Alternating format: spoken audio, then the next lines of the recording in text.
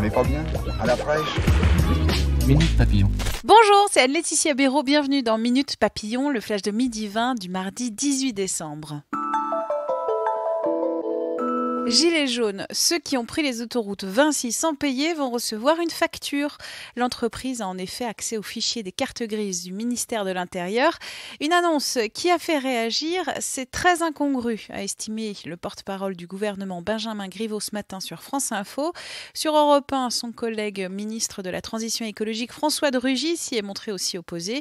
Il a annoncé qu'il y aurait une négociation avec les sociétés d'autoroutes pour faire le point sur tous ces dégâts et les manques à gagner. Vinci Autoroute estime ce coût à plusieurs dizaines de millions d'euros avec près de 250 sites impactés, dégradés ou totalement détruits. Les retraités dans la rue aujourd'hui, ils veulent défendre leur pouvoir d'achat. CSG, pension, coût des EHPAD, les revendications sont nombreuses. Des appels lancés à Paris et en région par 9 organisations syndicales. Paris, Anne Hidalgo fait un geste envers les commerçants. La maire a annoncé ce matin une aide d'1 million d'euros sous la forme d'exonération de taxes et d'un fonds d'urgence. Selon elle, 453 commerces parisiens dégradés en décembre et des centaines d'autres contraints à des fermetures préventives ou à des pertes importantes des clientèles.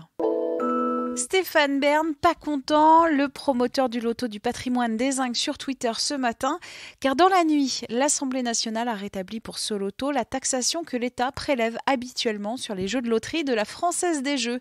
Finalement, pas d'exception en faveur des jeux du patrimoine. L'animateur balance, l'Assemblée nationale fait tout pour torpiller le loto du patrimoine. Je me battrai contre tous ces technocrates, a-t-il ajouté. La finale de la 13e saison de la France a un incroyable talent diffusé ce soir sur M6. Le public sera le seul à départager 13 finalistes. Si Jean-Baptiste Guégan, sosie vocal de Johnny Hallyday, et le duo de danseurs Nadia et Dakota sont ceux qui ont généré le plus de buzz, leurs adversaires n'ont pas dit leur dernier mot. Le portrait des compétiteurs par Fabien Randane sur 20 minutes. Minute Papillon, rendez-vous ce soir à 18h20 pour de nouvelles infos.